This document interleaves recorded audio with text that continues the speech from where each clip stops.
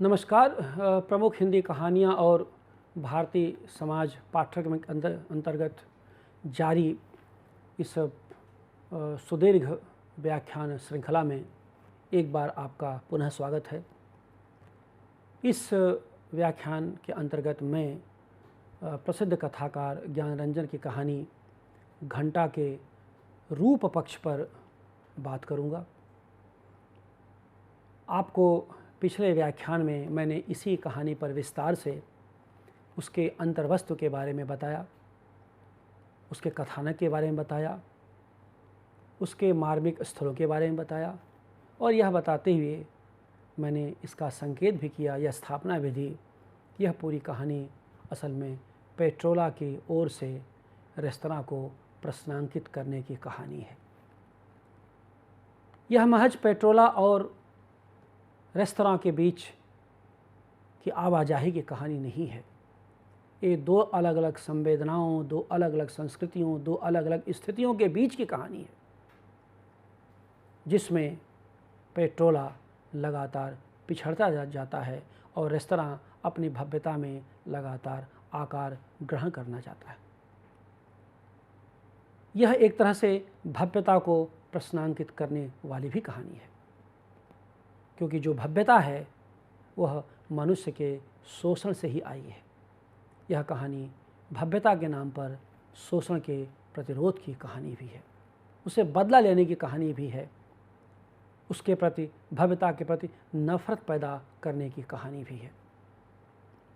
क्योंकि समाज में जो पिछड़ रहा है, जो समाज की गति से छूट रहा है, जो पेट्रोला के लोग हैं, वो निरंतर अराजक होते जा रहे हैं। उनमें राजक होने की कोई संभावना नहीं बची है, क्योंकि वह एक उपेक्षित वर्ग है जो बैठता ही इस कारण से है कि व्यवस्था को गाली देना है। इसे आप केवल यह कह के खारिज नहीं कर सकते कि कुछ सिरफिरे लोग हैं। जैसा कि आजकल आप जानते हैं कि हर आंदोलनकारी के पीछे यही बात कह करके सत्ता उसको किनारा कर देती है। ऐसा नहीं है इस कहानी में। ये अराजक लोग नहीं है, सिरफिरे लोग नहीं हैं। सामाजिक स्थितियों के दबाव ने उन्हें ऐसा बना दिया है जहां वो सहज होने के लिए मिलते हैं, बैठते हैं और जहां अपने दिल की बातें खोल के रखते हैं। वो चाहते हैं कि भारतीय लोकतंत्र, भारतीय समाज एक ऐसा समाज बने जहां संवादों की परस्पर आवाजाही हो, जहां विचार विमर्श का खुलापन हो, जहां प्रश्न को किसी आरोप की तरह न लिया जाए, प्रश्न को किसी उत्तर की तरह समझा जाए। लेकिन आप जानते हैं कि धीरे धीरे जब हमारी आज़ादी विकसित हुई तो सत्ता ने अपने खिलाफ उठे हर प्रश्न को खारिज कर दिया, क्योंकि भव्यता के खिलाफ उठा हुआ प्रश्न भव्यता को बहुत देर तक भव्य नहीं रहने देता। ये सत्ता भी जानती है और ये सभ्यता भी जानती है। इस कारण से ये जो प्रश्नाकुलता इस कहानी की है वह प्राण है, वह तत्व है। और इस प्रश्नाकुलता को आगे बढ़ाने का कार्य जिसने किया है वह इस कहानी की संवादगत विशेषता है। इस कारण से इस कहानी के संवाद को आपको सुनना चाहिए। मैं उस संवाद आपको सुनाऊंगा जो कहानी के भीतर कहानीकार ने रचा है। वे संवाद आपको संकेत करेंगे, आपको बताएंगे कि इस कहानी के पीछे की पीड़ा क्या है, खुद लेखक क्यों अराजक हो गया है, क्यों लेखक समाज की गतिकी में घंटा की नींद को प्राप्त होता है, क्यों घंटा कुंदन सरकार का घंटा बनने के लिए लेखक मजबूर होता है। वह चाहता नहीं, लेकिन ऐसा उसे करना पड़ता है। वह रेस्तरां जाता तो है, लेकिन वहाँ से असहज होकर के, निराश होकर के पुनः उसी पेट्रोला में वापस आ जाता है और उसे तब लगता है कि पेट्रोला के लोग बाहर निकल करके भव्यता के बीच चाहे जितनी देर बैठ लें, लेकिन पेट्रोला के लोगों के लिए भव्यता की संस्कृति में कोई जगह नहीं है और भव्यता के लिए पेट्रोला किसी काम का भी नहीं है। तो यह कहानी इस तरह से संवाद रचती हुई आगे बढ़ती है, जिसके बारे में आपसे मैं कुछ बात इसके संवाद के बारे में कहना चाहता हूँ। सबसे पहली बात ये कि इस कहानी के संवाद ज़्यादा तक आत्म संवाद प्रधान है, जो स्वयं से संवाद करती कहानी है, जिसमें लेखक का आत्म संवाद ज़्यादा मुखर होता है। यह कहानी इस अर्थ में वर्णनात्मक भी है कि पूरे परिवेश का चित्रण करती है, वर्णन करती है, लेकिन अपने शिल्प में यह गहरे अर्थों में आलोचनात्मक कहानी भी है। इसी नाते कई बार इसको निबंध होने का भी एहसास होता है। कई लोगों ने इस पर टिप्पणियाँ भी की हैं कि लेखक ने जिस तलखी से आलोचनात्मक टिप्पणियाँ की हैं वह कहानी के शिल्प को कमज़ोर करता है, लेकिन मैं ऐसा नहीं मानता। मैं मानता हूँ कि कहानी में लेखक ने जिस तलखी से टिप्पणियाँ की हैं, जिस आलोचनात्मक भाषा में टिप्पणियाँ की हैं, वो बहुत ज़रूरी था, वो ज़रूरी हस्तक्षेप की कहानी है। ये कई जगह इस कहानी को पढ़ते समय इसकी आलोचनात्मक तलखी और इसकी भाषाई सुसंबद्धता का एहसास होता है, लेकिन अपने अंतर्वस्तु में यह चूँकि एक उबलती हुई कहानी है, युवा आक्रोश को व्यक्त करती कहानी है, इस कारण से इसमें गहरी आलोचनात्मक तेवर का होना वाजिब है। कहानी में स्वयं संवाद जो लेखक बार बार खुद से करता है, वहाँ पेट्रोला के साथियों के बीच का भाग बहुत रोचक बन पड़ा है, क्योंकि पेट्रोला के साथी बहस तो बहुत करते हैं, लेकिन कहानी में आमने सामने की बहस में बहुत कम दिखाई देते हैं। बातों के भीतर बहुत लंबे लंबे वाक्य हैं जो सामाजिक संदर्भ को ध्वनित भी करते हैं। आत्म संवाद को लेकर के एक उद्धरण मैं आपके सामने रखना चाहता हूँ, जो स्वयं संवाद की विशेषता को स्पष्ट करेगा। यह उद्धरण सुनिए। मैं अपनी चूतड़ पर दूसरी लात खाने की स्थिति, ये तब का संवाद है जब उसे मारा गया है। मैं अपनी चूतड़ पर दूसरी लात खाने की स्थिति में नहीं था। मैं जल्दी उठा और जीना उतरने लगा। मुझे ध्यान है मैं कहीं बीच में ही रहा हूँगा कि ऊपर साज बजने लगा था। 2 ही 3 मिनट में सभ्यता यथावत हो गई। नीचे गेट मैन ने दरवाज़ा खोला और सलाम मारा। उसे क्या पता था कि यह सलाम वाला आदमी नहीं उतरा है, वह दूसरा व्यक्ति है और वह बेखबर व्यक्ति था। अनकोट। अब इस आत्मसंवाद का एक दूसरा रूप वहाँ दिखाई देता है जहाँ क्रांति के निकले कथानायक के खुद के घंटे का स्वरूप उस समय विचारणीय हो जाता है, जिस समय उन्हें रेस्तरां से बाहर निकाल दिया जाता है। चलता हुआ लेखक पेट्रोला के साथियों के यहाँ पहुँचता है, आत्मग्लानि से भर जाता है, लेकिन पेट्रोला के साथी कुछ बोलते नहीं सिवाय एक ठहाके के। जरा इस ठहाके का संदर्भ देखें। इस कहानी का सबसे शानदार संवाद है ये, जो कि आमने सामने का संवाद नहीं है, लेकिन लेखक जो अपने बारे में सोचता है, जो टिप्पणी करता वो बड़े मज़ेदार है। कोट। इस प्रकार कुंदन सरकार का घंटा सड़क पर गिर गया।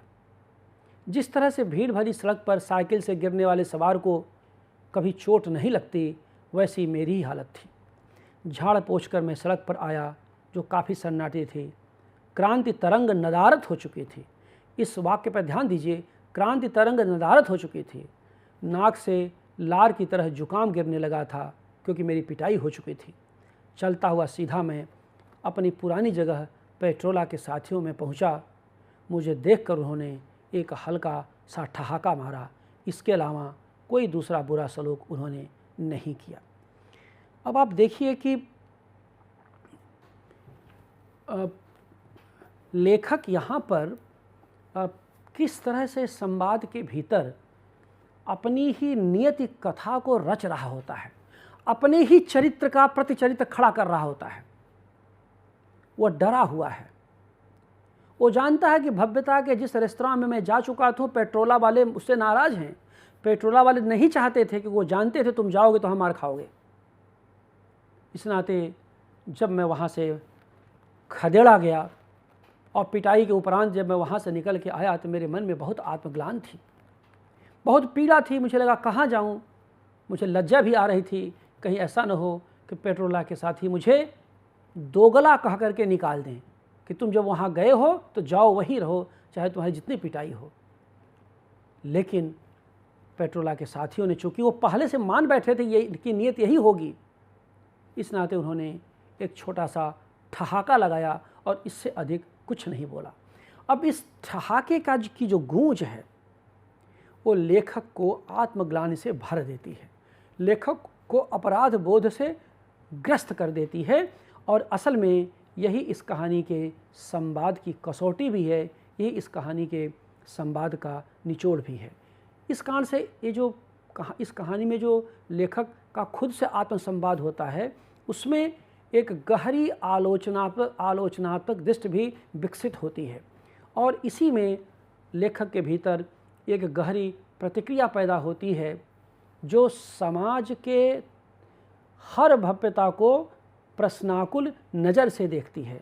और इस तरह से ये कहानी सामाजिक संवाद के माध्यम से सामाजिक विषमता पर चोट करती हुई कहानी के रूप में दिखाई देती है, जहाँ एक लेखक निराश है, टूटा है, हताश है।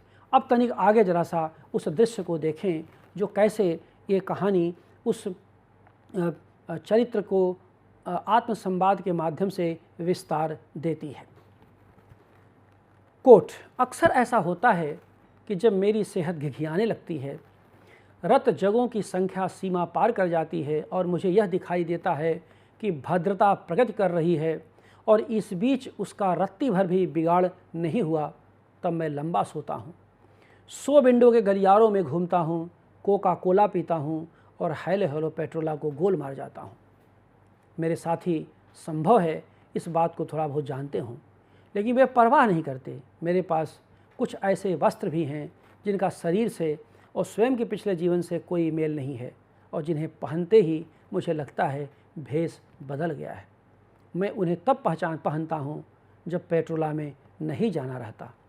मुझे इस कॉस्ट्यूम सरीखे वस्त्रों की शर्म भी सताने लगती है, लेकिन मैंने उन्हें कभी हमेशा के लिए फेंक नहीं दिया, वर्षों नहीं पहना पर संभाल कर रखा।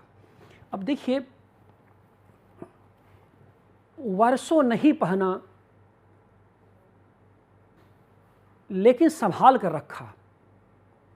मेरे पास कुछ ऐसे वस्त्र हैं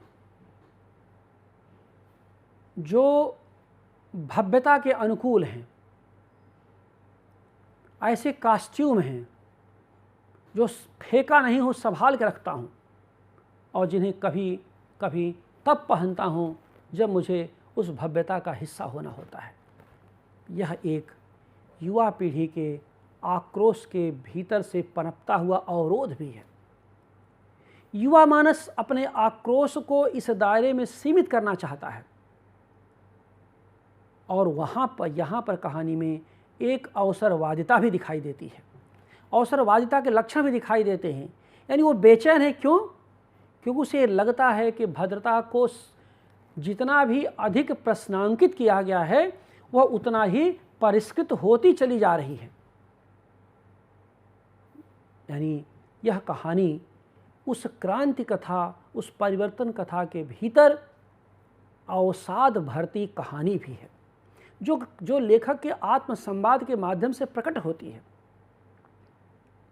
क्योंकि लेखक जानता है कि बहुत लंबे संघर्ष के बाद भी व्यवस्था का कुछ भी नहीं बिगड़ा है और व्यवस्था के भीतर पनपने वाली भव्यता अभी भी वैसी ही है, बल्कि अब तो ज़्यादा उग्र रूप ले ली है। आप ध्यान दीजिए, आप नई पीढ़ी के नौजवान हैं या जो भी लोग इस समय में हम सब जुड़े हुए हैं, इस कहानी को पढ़ रहे हैं। रेस्टोरेंट 60 के दशक का जो रेस्तरां है 2022 में अब वो मॉल में रूपांतरित हो चुका है, बड़े बड़े शॉपिंग कॉम्प्लेक्स में रूपांतरित हो चुका है। उस शॉपिंग कॉम्प्लेक्स में कौन लोग जाते हैं? उस शॉपिंग कॉम्प्लेक्स में क्या पेट्रोला के साथियों की जगह है? नहीं। और पेट्रोला कहाँ पहुँचा? पेट्रोला पहुँचा है ओवर ब्रिज के बिछते हुए जाल के नीचे एक खंभे के किनारे, जहाँ रिक्शे वाले, खोमचे वाले, ट्राली वाले एक छोटी सी गुमती लगा करके कहीं कट चाय पीते हैं, कहीं फुल चाय पीते हैं। वो पेट्रोला का नया रूप है। तो पेट्रोला तो पुल के नीचे पहुंच गया, एक खंभे की आड़ में पहुंच करके वहाँ पर कुछ गप्पें हो रही हैं, कुछ गरीब लोगों का अपना बाटी चोखा, चाय पानी वगैरह वगैरह कुछ बहसें हो रही हैं और वही राजनीतिक मुद्दे को सलटाया भी जा रहा है, जिसका कोई लेना देना मुख्य समाज से नहीं है। लेकिन मुख्य समाज उसी ओवर ब्रिज के सामने 5 स्टार संस्कृति के कल्चर में, 7 स्टार संस्कृति कल्चर में पनपता हुआ बड़ा होता जा रहा है। और शॉपिंग कॉम्प्लेक्स में विशाल होता जा रहा है, जहाँ हर तरह की सुविधाएं हैं, जहाँ पैसे की कोई कीमत नहीं है, केवल नेम टैग देखना है, प्राइस टैग देखना है और आपको पिक एंड चूज करना है। वहाँ कोई मोल भाव नहीं है, क्योंकि मोल भाव करना वहाँ पर पिछड़ेपन की निशानी है। मोल भाव के लिए पेट्रोला में जाइए, जहाँ छोटे छोटे बाज़ार हैं, शायद वहाँ कुछ हो जाए तो हो जाए। और सोचिए कि जो चीज़ें 10 रुपये मिल सकती हैं, वो चीज़ें 1000 रुपये मिल रही हैं। रेस्तरां यहाँ पहुँचा है। रेस्तरां एक सिंबल है, वो केवल खाने पीने की जगह नहीं है, रेस्तरां एक बाज़ार है। और टेक्नोलॉजी ने, पूंजीवाद के चरम विकास ने, आज की तकनीकी प्रौद्योगिकी ने उस रेस्तरां को पूरी भव्यता प्रदान की है, और उसकी भव्यता के समकक्ष पेट्रोला के साथ ही लगातार पिछड़ते गए हैं। यह कहानी यही बताती है। और इस कहानी के इस बताने के पीछे इसकी जो भाषा है वो बहुत ही महत्वपूर्ण है। तनिक उस भाषा को भी देख लेते हैं, जो मानव स्थितियों को उभारने में बहुत सक्षम भाषा है। इस कहानी में व्यंग्य है और कहानी स्वयं में व्यंग्य है। इसमें शब्दों का कमाल का प्रयोग है, वे शब्द जो आम जनजीवन में व्याप्त हैं, जिसे जनता रोज ही प्रयोग करती है, लेकिन जो साहित्य का हिस्सा तब तक नहीं बन पाए थे। यानी ज्ञानरंजन ने इन शब्दों को साहित्य के दायरे में, साहित्य के भीतर दे करके बहुत बड़ा उपकार भी किया हिंदी साहित्य का। इस कारण से अपने भाषाई चमक में उन उपेक्षित लेकिन लोकप्रिय शब्दों को साहित्य में जगह भी देती है कहानी, जैसे लोफरैती, अमुक प्रदेश, चालू ठिकाने, चैतन्य चूतियापा, लोफर। अब ये शब्द समाज में बहुत प्रचलित हैं, आप जानते हैं, लेकिन इस कहानी के पहले यह शब्द साहित्य में प्रचलित नहीं थे। ज्ञानरंजन की इस कहानी ने इसको साहित्य में जगह दिया है और इसको मूल्य से जोड़ दिया है। लोफर, चालू ठिकाने, लोफरैती, कैसे कैसे शब्दों को यह कहानी गढ़ती है, और यही अपने भाषाई प्रयोग के कारण यह कहानी प्रयोगधर्मी कहानी के रूप में भी जानी जाती है। इस कहानी की भाषा एक गुस्सैल भाषा है, चूँकि कथानायक स्वयं में एक गुस्सैल चरित्र है। उसका गुस्सा अपने परिवेश पर है, अपने समाज पर है और सत्ता में बैठे हुए लोगों पर है। जाहिर सी बात है, पूरी व्यवस्था से वह क्षुब्ध है, इस कारण से उसकी भाषा में निरंतर एक तलखी दिखाई देती है। इस गुस्सैल भाषा का एक उदाहरण जरा देखिए, जो रेस्तरां में बैठे हुए फौजी लोगों को समर्पित है। और यह भाषा जरूर सुनिए कि यह भाषा कहानी के भीतर वो बताती है कि दो संस्कृतियों को इस भाषाई शिल्प के माध्यम से लेखक ने कैसे पकड़ा है।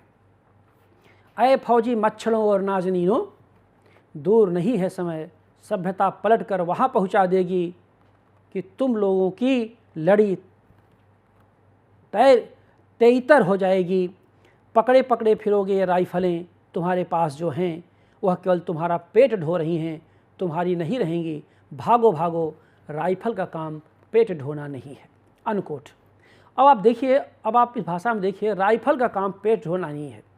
रेस्तरां में बैठे हुए लोग फौजी हैं, फौजी परिवार के लोग हैं, जो इश्क और आनंद में डूबे हुए हैं। कथाकार को लगता है ये फालतू लोग हैं, यद्यपि उनकी सेवाएं बनी हैं। उस क्षण, जिस क्षण रेस्तरां में बैठे हुए लोग आनंदित हो रहे हैं और मंच पर चल रहे डांस पार्टी का आनंद ले रहे हैं, यह पूरा दृश्य जल्दी लेखक के द्वारा स्वीकार ही नहीं होता। इसलिए वह अपनी गुस्सैल भाषा में सबसे पहले इन फौजी लोगों के खिलाफ अपना आक्रोश प्रकट करता है। वह जानता है कि इन फौजी लोगों का योगदान बहुत महत्वपूर्ण है, वो उनके प्रति सम्मान भी व्यक्त करता है, लेकिन फौजी लोगों में भी उसने सत्ता का एक रूप देख लिया, जिस कारण से उसे उस पार्टी को देखकर गुस्सा आता है। यह असल में क्रांति की विफलता को पेट्रोला के साथी जब महसूस करते हैं, तब वह एक ठहरे हुए समाज में कई बार कंकड़ फेंकते हैं। और यह जो कंकड़ फेंकना है, यानी ठहरे हुए जल में थोड़ी हलचल पैदा करना है, यही इस कहानी का उद्देश्य है, यही इसका भाषाई कौशल भी है। इस कहानी की भाषा चरित्र को पूरी तरह प्रत्यक्ष करने में समर्थ भी है। ऐसे ही चरित्रों में एक चरित्र कुंदन सरकार का है, जिसके बारे में मैंने आपको पहले ही बताया। कितनी सुंदर भाषा में इसके माध्यम से लेखक ने मध्यवर्गीय चरित्रों के आंतरिक अंतर्विरोध को व्यक्त भी किया है। कुछ लोग खास उपयोगी चरित्रों की कैसी हवा बांधे रहते हैं, ज़रा इस कहानी को भी देखिए और इसकी भाषा को देखिए, तो पता चलेगा कि कुंदन सरकार को किस भाषा में लेखक ने समझा है। कोट, कुंदन सरकार काफ़ी भनकता हुआ नाम था। भनकता आप शब्द जोड़ दीजिए। शहर के तमाम लेखक और बुद्धिजीवी उस तक पहुंच चुके थे। ये सब मध्यवर्गीय लेखक थे जिसका खाते उसका बजाते थे। जहाँ से आदमी की पूंछ झड़ गई है, उन लोगों के उस स्थान में कुंदन सरकार को देखते ही खुजली और अहोभाग्य गुदगुद होने लगता था। कुंदन सरकार और बुद्धिजीवियों के संपर्क को ताकने वाले बहुत से दर्शक चारों तरफ फैले हुए थे, जिन्होंने शहर के जागरूक केंद्रों में कुंदन सरकार की हवा बांध रखी थी। मैंने अपने साथियों को कुछ नहीं बताया और कुछ समय के लिए फूट लिया। उन्हें अपना लोभ बताना मुमकिन भी नहीं था। पेट्रोला के साथियों में अधिकांश ऐसे थे जो कुंदन सरकार सरीखे आदमियों को अपने अमुक प्रदेश पर रखते थे। वे लोग पूरी तरह मुड़े हुए थे, लेकिन मैं था अटका हुआ, मान अपमान, ओहदे, पैसे और देश समाज से विचलित होने लगा। तो इस तरह से आप देखिए कि यह कहानी किस तरह से कुंदन सरकार के चरित्र को प्रश्नांकित करती है, किस तरह से उसमें अमुक प्रदेश के माध्यम से उसके पूरे चारित्रिक बनावट को स्पष्ट करती है। और ये बताती है कि पेट्रोला के साथी मान अपमान को देख चुके थे, वो मान अपमान से परे जा चुके थे। उनको पता था कुंदन सरकार जैसा मध्यवर्गीय चरित्र अवसरवादी चरित्र है, वह सत्ता का पिछलग्गू है, वह मध्यवर्गीय चरित्र है, लेकिन उसमें अपनी विश्वसनीयता के लिए और थोड़ा सा लोक रुझान को दिखाने के लिए कि मैं जनता का जन सरोकारी हूँ, एक छद्म चरित्र गढ़ करके वो पेट्रोला के साथियों के साथ खड़ा रहता है। लेकिन असल में वह रहता ही इस नाते है कुंदन सरकार पेट्रोला के साथियों के साथ कि उनका मजाक उड़ाए, उनका उपहास बनाए, उनके साथ उसका वो मन से नहीं रहता, बल्कि उनके जीवन को समझते हुए उसका मजाक उड़ाने की वह कोशिश करता है। और ऐसी जगह जरा सा यह भाषा देखें जहाँ पर कहानी कई बार चिंतनशील भाषा की कहानी भी हो जाती है।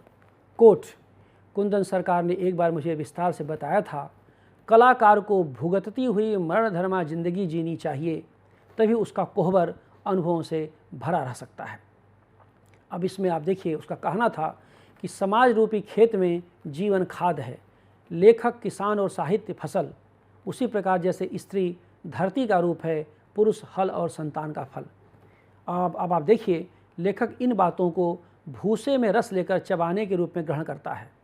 यह प्रयोग भी कहानी में ज़बरदस्त है, अर्थात कुछ नहीं के बीच भी जिंदगी को आस्वाद बनाए रखने की कोशिश। यह तभी होता है जब कोई व्यक्ति अपने परिवेश से पूरी तरह उकताया होता है। यही कारण है कि लेखक कुंदन सरकार का घंटा रहता है और उसे बार बार चूतिया भी कहता है। इस तरह रेस्तरां के भरे हाल के बारे में जिस भाषा में वह लिखता है, वह आधुनिकता की चमक दमक को हमेशा रेखांकित करता है। पूरी तरह से वह वहाँ पर वो कहता है कि यहाँ आकर के मैं फंसा हुआ महसूस करता हूँ, यहाँ पर ऐसी स्त्रियाँ और आदमी मैंने कभी नहीं देखे जैसा मैं यहाँ देख रहा हूँ। और कहता है कि मेरा दिमाग दारू और जुकाम में सने रहने के बाद भी कहीं थोड़ा सा बच गया था। तो इस तरह से वह अपने को बचाने की पूरी कोशिश करता है। और इस पूरे प्रसंग में भारत भूमि के स्मरण की बात बहुत रोचक है, जो एक प्रश्न खड़ा करती है कि समाज के बहुलांश में अंधकार होने के बावजूद यहाँ इतनी चमक दमक कैसे है, क्या यही भारत भूमि है? तो इस तरह से आप देखें कि यह कहानी पूरी अपनी प्रासंगिकता में, अपने प्रभाव में सक्षम और अक्षम के बीच गहराते हुए अंतर विरोध की कहानी बन जाती है। यह कहानी यह बताती है कि अभी भी संपन्न व्यवस्था के भीतर सिसकती हुई ऐसी तमाम जिंदगियां हैं जिन पर ध्यान देने की ज़रूरत है। यह कहानी यह भी बताती है कि पेट्रोला के साथियों के गुस्सैल चरित्र को बढ़ने न दिया जाए, उनको सहानुभूतिपूर्वक उनकी समस्याओं पर, उनके संकट पर विचार किया जाए और कोशिश ये की जाए कि उनकी विपन्नता से संपन्न समाज का संवाद हो। किसी प्रकार के अवसरवादिता के लिए जगह नहीं दी जानी चाहिए, क्योंकि वे भी उसी समाज के नागरिक हैं जिस समाज के लोग रेस्तरां से आते हैं। तो इस तरह से आप देखेंगे कि इस कहानी का जो प्रभाव है वह हमारे मानस पर कुछ सांकेतिक रूप से पड़ता है और इस रूप में गहराता चला जाता है कि अमीर और गरीब के बीच जो लगातार बढ़ती हुई दूरियां हैं, जो वैचारिक दूरियां, आर्थिक दूरियां, सामाजिक दूरियां लगातार बढ़ रही हैं, उसको हम अपने प्रयास से, अपने सद प्रयास से कम करने की कोशिश करें और जितना जल्दी हो सके उन उपेक्षित वर्ग के विकास की संभावनाओं पर भी ध्यान दें। तो कुल मिला जुला करके आपने देखा यह इस कहानी का एक नया संदेश है, एक नया मैसेज है। और जो भी आपने इस पाठ्यक्रम के अंतर्गत अब तक जिन कहानियों को पढ़ा, जिन कहानियों के बारे में मैंने आपको बताया, उसमें यह कहानी एकदम अलग है, क्योंकि नए बदलते सामाजिक यथार्थ की यह ऐसी हाहाकारी कहानी है जो कि समाज को लगातार दो वर्गों में विभाजित होते हुए देखती है। तो आपने देखा कि उसने कहा था से लेकर के और आज जहाँ पर यह व्याख्यान श्रृंखला संपन्न हो रही है, घंटा कहानी तक भारतीय समाज का एक यथार्थमूलक चरित्र और साथ में एक बदलता हुआ चरित्र भी दिखाई दिया। आपने यह भी देखा कि सामाजिक यथार्थ के साथ साथ वैयक्तिक यथार्थ भी कितनी तेज़ी से बदलता रहा है या उसकी क्या भूमिका रही है। इस पूरे पाठ्यक्रम के अंतर्गत आपने व्यक्ति और समाज के बीच आवाजाही को देखा, उसके द्वंद्व को देखा और आपने हर तरह की कहानियों का आस्वाद लिया और अंत में आपने यह महसूस किया होगा, जब पूरा पाठ्यक्रम आपके सामने प्रस्तुत होगा, जब पूरी कक्षाएं आप लेंगे इस पूरे पाठ्यक्रम की, तो आपको यह ज़रूर एहसास होगा कि हिंदी कहानी ने बहुत बड़ी यात्रा की है अपने समय को लेकर के, अपने समाज को लेकर के, अपनी संस्कृति को लेकर के। और यह जो हम लोगों ने 20 व्याख्यान प्रस्तुत किए हैं 10 कहानियों को आधार बना करके, ये हिंदी साहित्य की वे अमर कहानियाँ हैं जो केवल कहानी नहीं कहती, बल्कि जो उस सामाजिक यथार्थ की गहरे स्तर पर शिनाख्त करती हैं और उसे बदलते रहने का संकेत भी करती हैं। आपने यह भी महसूस किया होगा कि इसमें कई पीढ़ियों के रचनाकार एक साथ उपस्थित हैं और एक बहुआयामी यानी भारतीय समाज का बहुआयामी बहुरंगी चरित्र दिखाई देता है। इसमें आपने प्रेम, करुणा, क्रांति से लेकर के सामाजिक सद्भाव तक की कहानियाँ आपने सुनी। मैं समझता हूँ यह पूरा पाठ्यक्रम आपके लिए बहुत ही लाभप्रद होगा। और एक आखिरी बात यह कि मुझे पूरा विश्वास है और ये मैं वर्षों के पढ़ते पढ़ाते रहने के अनुभव से आपसे साझा करना चाहता हूँ कि इन कहानियों को, इस पूरे पाठ्यक्रम को पूरा करने के बाद आपका चिंतन, आपका मानस, आपका मन वैसा ही नहीं रहेगा जैसा इसके पहले था। तो उम्मीद करता हूँ कि आप अपने भीतर एक बड़ा परिवर्तन, एक ऊर्ध्वमुखी परिवर्तन महसूस करेंगे और इन चरित्रों से जुड़ते हुए जहाँ इनके दोष हैं उससे मुक्त रहेंगे और जहाँ इनकी विशिष्टता है, जहाँ इसके गुण हैं, उसे धारण करके आप समाज के विकास में, उसके निर्माण में अपना महान योगदान देंगे। आप चाहे जहाँ रहिए, लेकिन अगर आप अपने वैचारिक रूप से अपनी ज़मीनी जड़ों से जुड़े हुए हैं, अपने समाज से जुड़े हुए हैं, तो कोई इसमें अंतर नहीं पड़ता आज के ज़माने में कि आप कहाँ रह रहे हैं। आपका योगदान महत्वपूर्ण है और योगदान यह होगा कि समाज के ऊर्ध्वमुखी चिंतन में, ऊर्ध्वमुखी विकास में, अग्रगामी मूल्यों के विकास में आप जितना भी योगदान कर सकें वह सराहनीय होगा। यही इस पाठ्यक्रम का प्रमुख संदेश है। आपने सुना, आपने पढ़ा, आपने जाना, इस पूरे व्याख्यान से आप जुड़े रहे, इसके लिए मैं बहुत बहुत आभार व्यक्त करता हूँ। बहुत बहुत धन्यवाद।